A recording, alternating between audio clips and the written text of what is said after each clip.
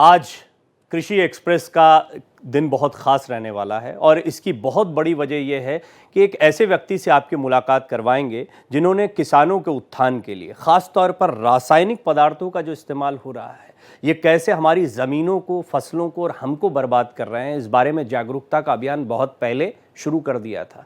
इस अभियान को अब पूरी दुनिया में हाथों हाथ लिया जा रहा है, इसके बारे में बड़ी बात होती है, लेकिन कृषि प्रधान हमारे देश में इसके लिए आवाज़ उठाने वाले बहुत शुरुआती लोगों में उनका नाम शुमार होता है। उमेंद्र दत्त जी से आज सीधे आपकी मुलाकात करवाएंगे। उनके विषय में आपको थोड़ी जानकारी मैं दे देता हूं, क्योंकि कृषि के क्षेत्र में उनका योगदान काफ़ी सराहनीय है, बहुत बड़ा है। देश के जिस इलाके की धरती 60 के दशक से हरित क्रांति के कारण सोना, चांदी और हीरे मोती उगला करती थी, वो इलाका 90 का दशक आते आते जानलेवा कैंसर का गढ़ बन गया। हम बात कर रहे हैं पंजाब की, जहाँ की धरती रासायनिक उर्वरकों और कीटनाशकों के अंधाधुंध प्रयोग से कैंसर जैसी जानलेवा बीमारियों का गढ़ बन गई है। पंजाब की धरती और यहाँ के निवासियों को भोजन में मिले जहर से निजात दिलाने का बीड़ा उठाया उमेंद्र दत्त ने। अगले आधे घंटे हम उनसे जहर मुक्त खेती और उनके खेती विरासत मिशन के बारे में बात करेंगे, लेकिन उससे पहले उन पर यह रिपोर्ट देखिए।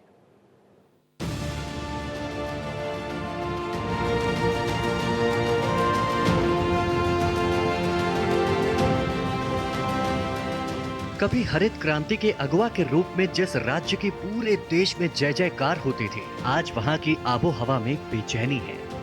पंजाब में जिस तरीके से कैंसर के मरीजों की संख्या बढ़ रही है, उसे देखते हुए लोग चिंतित हैं। हालात ऐसे हैं कि यहाँ के कैंसर मरीज ट्रेनों में भरकर आसपास के राज्यों में इलाज के लिए जाते हैं। बठिंडा से बीकानेर जाने वाली एक पैसेंजर ट्रेन का तो नाम ही कैंसर ट्रेन हो गया है, क्योंकि इसके यात्रियों में अधिकतर कैंसर के मरीज होते हैं जो बीकानेर में सस्ते इलाज के लिए जाते हैं। बात कैंसर तक ही सीमित नहीं है, पंजाब में छोटी बड़ी कई बीमारियों का प्रकोप फैलता जा रहा है। पंजाब के किसानों को नहीं पता था कि जिस रासायनिक उर्वरक और कीटनाशकों को वो एक वरदान के रूप में स्वीकार कर रही हैं, वही एक दिन उनके लिए अभिशाप बन जाएगा।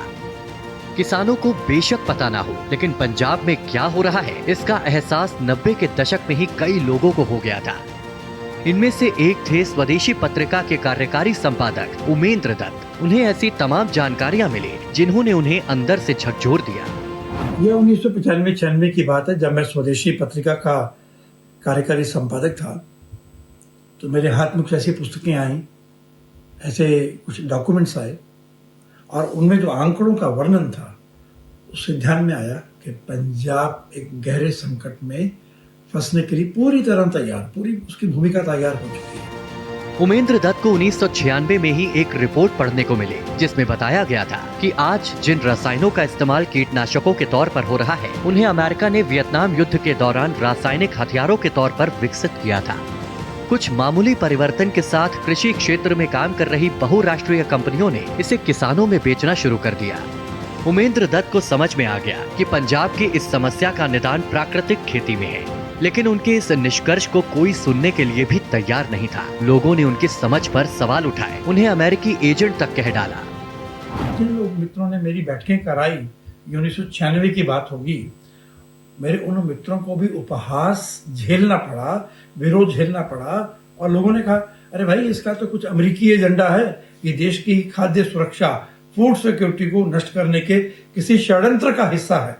यहाँ तक बात हुई तो ये सब झेला, पर मुझे मालूम था ये ठीक है, यही मार्ग है। उमेंद्र दत्त को पहली सफलता तब मिली जब उनके प्रयासों से साल 2005 में पीजीआई चंडीगढ़ ने एक रिपोर्ट दी, जिसमें साफ तौर पर स्वीकार किया गया कि पंजाब में कैंसर के बढ़ते मामलों का सीधा संबंध यहाँ के खेतों में इस्तेमाल होने वाले कीटनाशकों से है। 2005 में ही डाउन टू अर्थ पत्रिका ने एक रिपोर्ट प्रकाशित की, जिसमें कहा गया कि पंजाबियों के खून में पेस्टिसाइड की मात्रा खतरनाक रूप से बढ़ गई है। ऐसे में उमेंद्र दत्त ने तय किया कि पंजाब के किसानों में प्राकृतिक खेती को लोकप्रिय बनाने के लिए वो हर संभव प्रयास करेंगे। इसी सोच के साथ 2005 में अपने खेती विरासत मिशन की स्थापना की। फरीदकोट जिले के जैतो गाँव को उन्होंने अपना कर्म क्षेत्र बनाया। जैतो खेती विकास मिशन का केंद्र क्यों बना, ये शायद प्रकृति ने तय किया हुआ था। हमारे एक मित्र हैं भूपेंद्र पाल भाटिया जी, वो पहले जैतो रहते थे, वो जैतो के रहने वाले हैं, पर वो चंडीगढ़ शिफ्ट हो गए। और जब हमें कुछ कार्यालय बनाना था तो मैंने उन्हीं को फ़ोन किया, क्योंकि पैसे तो थे नहीं, तो हमें कोई ऐसी जगह चाहिए थी जो बिना पैसे के जहाँ हम अपना कार्यालय बना सकें।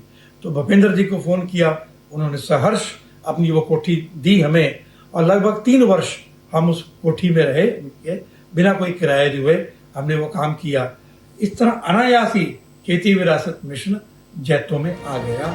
उमेंद्र दत्त के नेतृत्व में खेती विरासत मिशन ने पंजाब में अपनी मजबूत पकड़ बना ली है।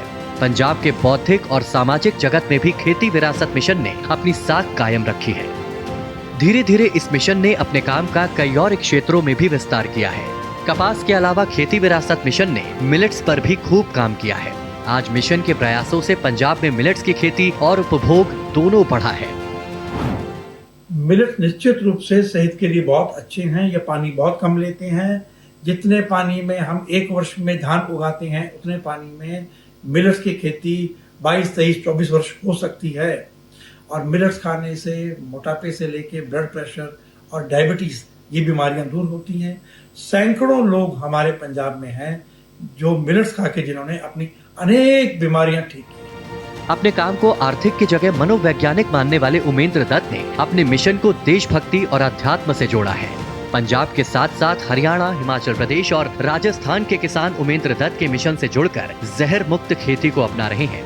आशा है कि उमेंद्र दत्त के मिशन से देश के दूसरे इलाके के किसान भी प्रेरणा लेंगे। Bureau report, Bharat express. विश्वास करिए ढेर सारे सवाल मेरे मन में उमड़ घुमड़ रहे हैं और आप भी बहुत कुछ जानना चाह रहे होंगे। आइए मेरे साथ मिलकर स्वागत कीजिए उमेंद्र दत्त साहब का, जो कि संस्थापक हैं खेती विरासत मिशन के। उमेंद्र जी, सबसे पहले मैं आपका बहुत बहुत स्वागत करता हूं भारत एक्सप्रेस पर। आपके सराहनीय प्रयासों के लिए आपका धन्यवाद करता हूं, साधुवाद करता हूं। सबसे महत्वपूर्ण पहला प्रश्न यही कि आपने जो प्रयास शुरू किए वो पहले तो एकल प्रयास रहे, निश्चित तौर पर अब लोग जुड़ते चले गए होंगे। वर्तमान की स्थिति, रासायनिक खेती और आप जिस तरह की जागरूकता फैला रहे हैं, उसके बीच का गैप कितना कम हुआ है या स्थिति कितनी चिंताजनक है अब भी, वो थोड़ा सा बताएं। ऐसा है कि कभी कभी तूफान हम सुनते हैं कि धारा के विपरीत बहना, तो ये जो मेरा प्रयास था पंजाब में, ये बाढ़ के विपरीत था। बाढ़ के विपरीत बहना इतना आसान नहीं होता। तो क्योंकि पंजाब में हरित क्रांति ने जो कुछ भी देश को दिया, उसका एक उन्माद, एक होती है सफलता, एक उसको उन्माद में चला जाता है। उसका उन्माद यहाँ सर पर चढ़ के बोल रहा था। तो इस कारण से हम जब हरित क्रांति की बात को नकारते हुए प्राकृतिक कृषि की बात करते थे, जैविक कृषि की बात करते थे, तो उसकी भयंकर आलोचना होती थी और वो धारा के विपरीत वाला पूरा विषय है।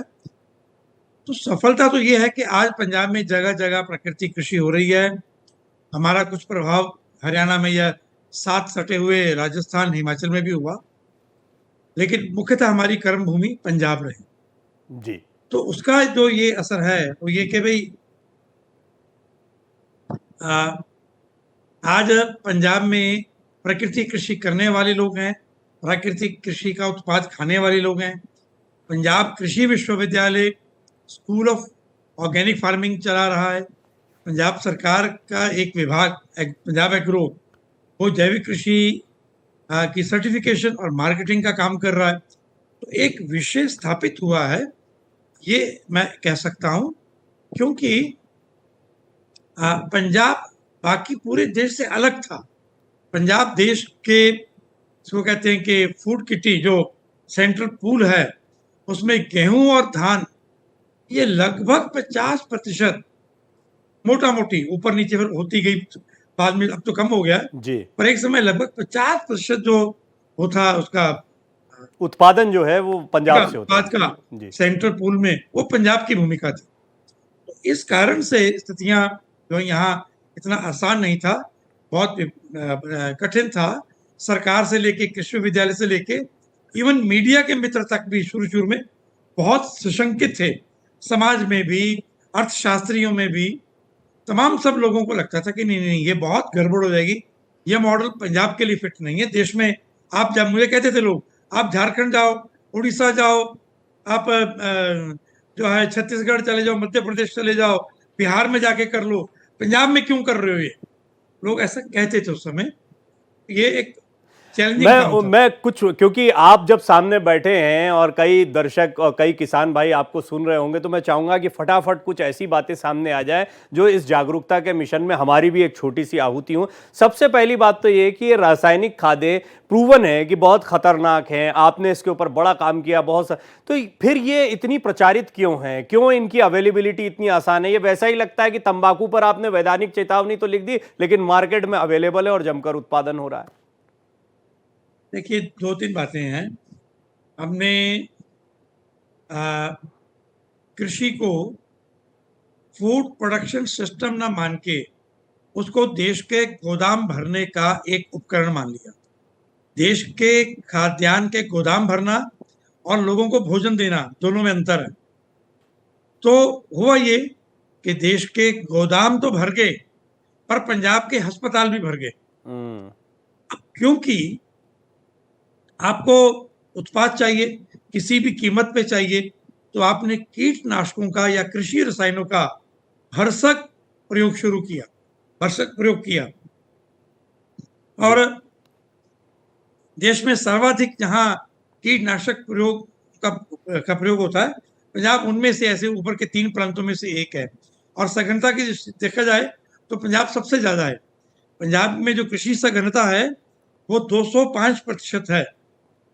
तो यानी कि पंजाब का लगभग 87% जो क्षेत्र है वो कृषि के अधीन है। तो इसलिए पंजाब के लिए ये थोड़ा आंकड़ा विशेष बनता है। यहाँ ये कठिनाई थी। अवेलेबल क्यों है आप जो कह रहे हैं? क्योंकि हमने मान लिया कि भोजन उगाना है, किसी भी तरह उगाना है, किसी भी कीमत पे उगाना है, या अनाज उगाना है, भोजन नहीं मैं कहूंगा, अनाज उगाना है। तो इसलिए फिर अंधाधुंध जो है वो ये प्रयोग शुरू हुए एक तरह से, ये मैं कहूंगा। प्राकृतिक ऑर्गेनिक खेती आपने देखा बजट में इस बार प्रावधान भी दिया गया, इस पर बातें बहुत होती हैं। ये वैकल्पिक नहीं है, यही मूल खेती है। वैकल्पिक खेती तो हमने रसायनों से पैदा कर दी। मूल खेती जो है उसकी संभावनाएं कितनी ज्यादा आप देखते हैं कि हमारा उत्पादन भी बरकरार रहे और प्राकृतिक और ऑर्गेनिक खेती भी बढ़ती रहे? देखिए, 2-3 चीजें हैं। पहली बात तो बजट में जो प्राकृतिक कृषि कहा गया है वो बहुत छोटा सा काम है। पर बजट में ये केमिकल फर्टिलाइजर की जो सब्सिडी है वो 2.5 लाख करोड़ के आसपास है कहीं जी। तो केमिकल खेती को बहुत ज्यादा ये पैसा जाता है। पहली बात तो ये मानिए। प्राकृतिक कृषि के नाम पर तो वो बड़ा नाम मात्र का ही है थोड़ा सा। दूसरा, जो एग्रीकल्चर रिसर्च सिस्टम है हमारा, जिसको नेशनल एग्रीकल्चर रिसर्च सिस्टम कहते हैं, वो सारे का सारा मतलब 99% वो रासायनिक खेती पे काम करने वाला। हमारे जितने कृषि विज्ञान केंद्र हैं, हमारे कृषि विश्वविद्यालयों में, अभी एक गुजरात को छोड़ दें तो वहां एक प्राकृतिक कृषि का एक विश्वविद्यालय शुरू हुआ है। अब कुछ विश्वविद्यालय जो हैं, धारवाड़ है, पंतनगर है, थोड़ा बहुत उन्होंने शुरू किया है कुछ काम। थोड़ा बहुत यूपी में भी, उत्तर प्रदेश, बिहार में भी काम शुरू हुआ है, पर वो बहुत ही छोटा है, बहुत थोड़ा है। तो जो ओवरऑल बजट है खेती के ऊपर, ये केमिकल फर्टिलाइजर की सब्सिडी को छोड़ के कृषि वैज्ञानिकों की तनख्वाह है, ये ICR का पूरा सिस्टम है, वो देखा जाए तो वो जिसको कहते हैं ना, आप पास्कू समझते हैं, पंजाबी में पास्कू कहते हैं, वो तकड़ी को बराबर करने के लिए वो छोटा सा 1 पैसे का छल्ला सा टांग देती हैं। जी जी। तो प्राकृतिक कृषि को जो दिए जाने वाला बजट है वो पास्कू भी नहीं है मैं बेचारा। आपका इशारा समझ गया, आप जो कहना चाह रहे हैं हाँ। वो बात बहुत स्पष्ट है। अभी किसान के मन में सवाल ये आ रहा होगा आपसे कि भाई मैं नहीं करूंगा रासायनिक उत्पादों का इस्तेमाल, मैं प्राकृतिक खेती के लिए, ऑर्गेनिक खेती के लिए जाऊंगा, परंपरागत खेती के लिए जाऊंगा, मेरा उत्पाद भी बढ़ा रहे, इसको एनकरेज करने के लिए क्या किया जा रहा है? दूसरा, मैंने देखा कि आपने मोटे अनाज यानी मिलेट्स पर आपने बड़ा फोकस किया है, क्योंकि उसमें कम पानी या अन्य। तो हमारे भंडारण में गेहूं को लेकर बड़ी चिंता, इस बार का भंडारण जरा कम निकला है तो उसको लेकर बड़ी चिंता व्यक्त की जा रही। ये इसका बैलेंस कैसे बनेगा? ये 2 चीजें मैं आपसे जानना चाहूंगा। देखिए, पहली बात तो ये है कि ये जो, देखिए 2-3 बात मैं थोड़ा पीछे जाना चाहूंगा जी। प्राकृतिक कृषि का जो पूरा विषय है ना, वो जीवन रेखा का मुद्दा है पंजाब के लिए। प्राकृतिक कृषि पंजाब को अगर बचाना है, पंजाब की मिट्टी को बचाना है, पंजाब के गांवों को बचाना है, पंजाब के पानी को बचाना है, तो आपको प्राकृतिक कृषि से जुड़ना पड़ेगा। 3 मोटे आप सिद्धांत समझ लीजिए। पहली बात, पंजाब पहला देश का प्रदेश है जहां गांवों ने अपने आप को पूरा बिक्री पर लगा दिया, विलेज फॉर सेल, तो गांव दिवालिया हो गया। गांव की 1 एकड़ भी जमीन ऐसी नहीं थी जो कर्ज के कारण रहन पे नहीं थी। ठीक है, एक बात। दूसरा, उन गांव में पानी का संकट बड़ा संकट था। तीसरा, उन गांव में सबसे ज्यादा कृषि रसायनों का प्रयोग होता था और कैंसर इसकी बीमारी थी और किसानों की आत्महत्या ये भी थी। तो हम जब प्राकृतिक कृषि की बात करते हैं तो मुझे लगता है एक बात समझ लेनी चाहिए। पंजाब का जो मालवा क्षेत्र है, उसको उदाहरण बड़ी जल्दी से समझ में आएगा। वहां पंजाब में सबसे ज्यादा कीटनाशकों का प्रयोग होता है। ये 6-7 जिलों का जो क्षेत्र है, जी, यहीं पर पंजाब के में किसान जो आत्महत्या जिन्होंने की, उसके लगभग 75% किसान इसी क्षेत्र के हैं। पंजाब का 70% कीटनाशकों का प्रयोग इसी क्षेत्र में है। पंजाब में लगभग 75% 70% के आसपास ही जो कैंसर की मृत्यु है वो इसी क्षेत्र में है। तो ये एक दूसरे के ऊपर सुपर इम्पोज होती है। जहां जहां सघन खेती, इंटेंसिव एग्रीकल्चर हुई, वहीं किसानों ने आत्महत्या की। वो पंजाब का मालवा क्षेत्र है या मध्य प्रदेश का मालवा क्षेत्र हो या महाराष्ट्र का विदर्भ हो या तेलंगाना हो या ठेठ आप कर्नाटक में भी वही क्षेत्र देखेंगे, तमिलनाडु तक वही क्षेत्र है। जहां इंटेंसिव एग्रीकल्चर नहीं है, आजू बाजू में उन्हीं प्रांतों में ही चाहे, वहां किसानों का आत्महत्या नहीं है। पंजाब में सबसे ज्यादा सघन खेती मालवा क्षेत्र में होती है। पंजाब की 80% किसान आत्महत्या यही है। पंजाब का एक क्षेत्र है कंडी, जो हिमाचल से सटा हुआ है, वहां नाम मात्र का कीटनाशकों का प्रयोग होता है, इंटेंसिव एग्रीकल्चर नहीं है, सघन खेती नहीं है, वहां किसान की आत्महत्या नहीं है। तो वही देश के ये अन्य प्रांतों में डायरेक्टली भी लागू कनेक्ट होता है दोनों, यानी रासायनिक पदार्थों का इस्तेमाल और किसानों की आत्महत्या, इनका ये दोनों डायरेक्टली प्रोपोर्शनल दिखाई दे मेरा रहे एक हैं। निवेदन है, रासायनिक पदार्थ नहीं, इसको जहर कहिए। जी। ये रासायनिक जहर है। ठीक, मैं जहर पदार्थ शब्द कुछ का और चीज इस्तेमाल होती है। करूंगा। क्षमा कीजिएगा, जी मैं नहीं, आपको बिल्कुल ये ठीक कह है। रहा हूं। ये आपके तो मिशन में हम रासायनिक साथ हैं। जहरों का जहां जहां प्रयोग हुआ, वहां वहां आत्महत्या है, वहां वहां बीमारियां हैं और वहां वहां किसान खेती छोड़ के खेती से बाहर हो रहे हैं। तो ये सारी चीजें आपस में जुड़ती हैं। तो देश को सोचना है कि हम कैसी जो है ये फूड सिक्योरिटी कैसे हम ला रहे हैं।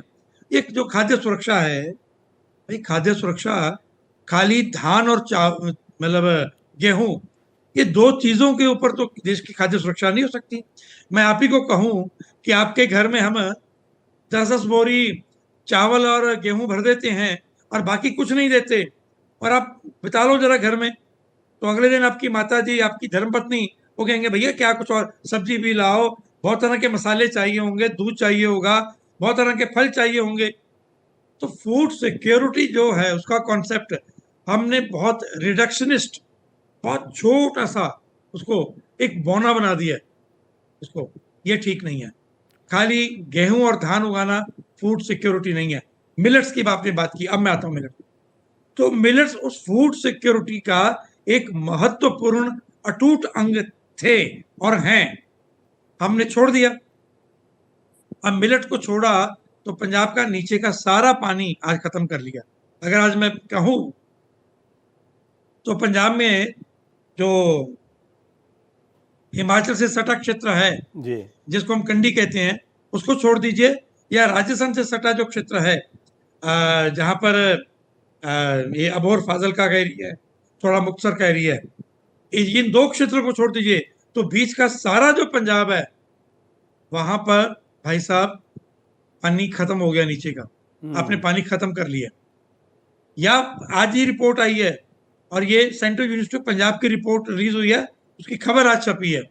सेंट्रल यूनिवर्सिटी ऑफ पंजाब की रिपोर्ट है कि पंजाब के पानी में आर्सेनिक है, पंजाब के पानी में यूरेनियम बहुत बड़ी मात्रा में है, और बहुत भयंकर रूप से वो पंजाब की आने वाली पीढ़ियों को जन्मजात विकलांग करेगा।